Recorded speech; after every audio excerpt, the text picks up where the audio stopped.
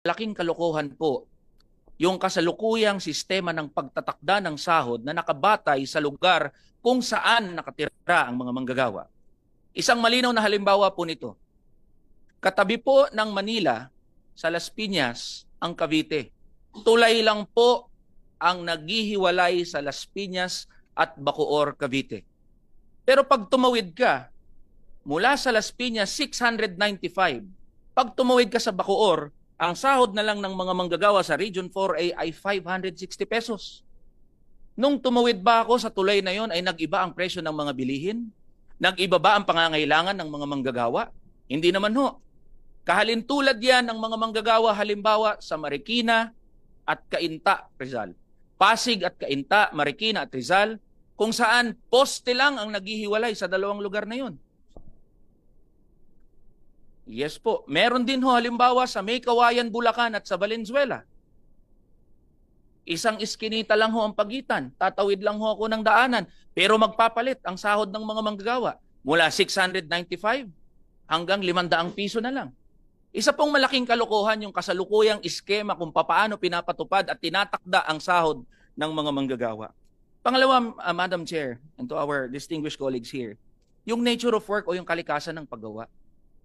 Ang BPO halimbawa ho, sa Metro Cebu, Metro Davao, Metro Iloilo, Metro Gensan ay parehas ng ginagawa ng BPO worker sa Metro Manila. Ang construction worker sa Visayas ay parehas ng ginagawa ng construction worker sa Metro Manila.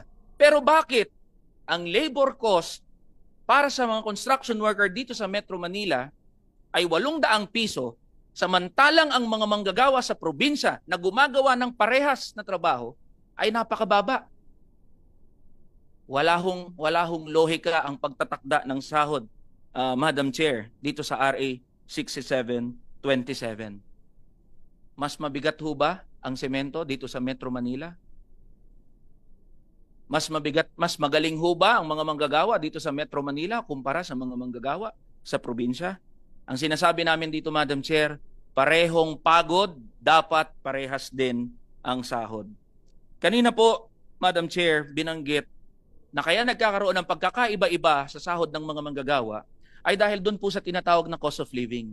At maganda po na inamin po kanina ng ating mga kasamahan dito na walang uniform na pagtatakda ng cost of living. Pero Madam Chair, pasimplihin na lang po natin ang usapan. Pwede po ba nating sabihin sa harap, halimbawa ng mga Ilocano, ng mga Caviteño, na mas murang mabuhay sa probinsya kumpara sa Metro Manila? Can we really say that? Hinahamon po natin ang ating mga kasama dito na kung kaya nilang sabihin yan dun sa mga manggagawa and on the record, sabihin po nila. Dahil iisa lang po ang babanggitin ng mga manggagawa sa probinsya at sa Metro Manila. Ang kinakain nyo dyan sa Metro Manila ay parehas din ang kinakain namin sa probinsya. Ang pangangailangan nyo sa Metro Manila ay parehas din ang pangangailangan namin sa probinsya. Kadalasan ay mas mahal pa ang mga pangunahing bilihin sa probinsya dahil sa added na transportation cost. Dahil kalakhan po ng ating mga produkto ay ini-import, binabagsak dito sa Metro Manila, dadalhin sa mga probinsya, meron ho na dagdag na transportation cost. Ito pong ating final na batas, panukalang batas sa House Bill 94, Madam Chair, ay meron pong 5-year transition upang i-address po itong pangamba ng ating mga negosyante na magkaroon ng shock sa ating merkado. Ito rin po ay tatambalan ng isa pang bill, yung Industrial Wage Fixing Mechanism. Instead of regionalized wage fixing mechanism, ang atin pong pinapanukala ay industry-wide wage fixing mechanism. To end, Madam Chair, there is something fundamentally wrong when employers view their workers as just cost in their accounting books. Pag tinitignan lang ho ang mga manggagawa bilang cost sa kanilang mga accounting books, maling-mali ho yun, Madam Chair. Kasi madali nilang tanggalin yung mga manggagawa dahil nga cost lang sa accounting books ng mga employer.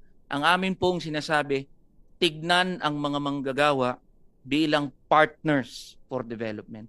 Hindi bilang pabigat sa kanilang mga kumpanya, na madali nilang sabihan na dahil tumataas ang presyo ng kung ano-ano mga bagay, tatanggalin namin kayo. Tignan ang mga manggagawa bilang pangunahing salik kung bakit tumatakbo ang mga kumpanya, ang mga pabrika. And that is why, Madam Chair, we support your bill, and rest assured this representation will push for the passage of that bill in the lower house.